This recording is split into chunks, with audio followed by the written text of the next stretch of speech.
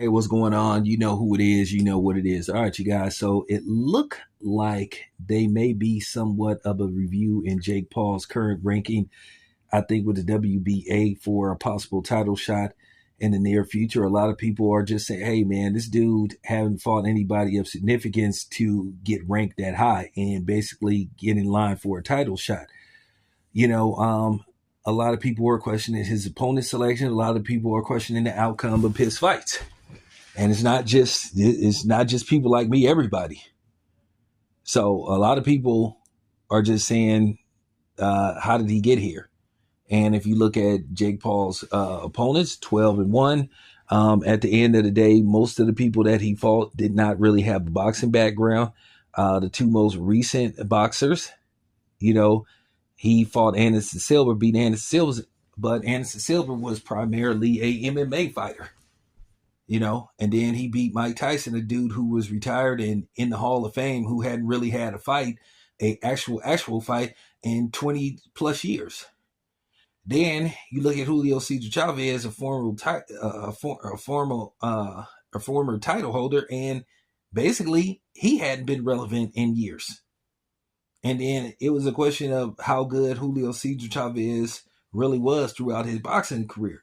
Julio Cesar Chavez was known to be lazy and didn't have a good work ethic and half-ass trained for fights. And a lot of people felt like he wasn't all in when it pertained to boxing. And the only reason why he was in boxing because of his last name and who his father was.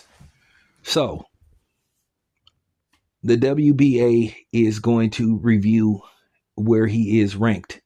I think eventually they're going to have to say, you know what, we're going to pick your opponents for you. Because the problem is Jake Paul gets to pick these guys. He picks these guys. He handpicks these guys. He fights them. He wins. And then he says, oh, I need to get ranked. Oh, I want to be a world title holder. Well, here's the thing.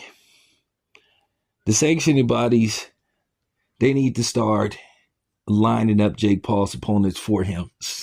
Stop letting him pick. Because with that being said, if they started picking Jake Paul's opponents, I think you would see something totally different. He keep talking about Badu Jack and these type of people. It's just like, dude, this is getting tired. And I think the only reason why a lot of people tune in to watch Jake Paul is because he has this niche. It isn't because people believe in him and they want to see him fight. Is this the fight where he finally gets exposed?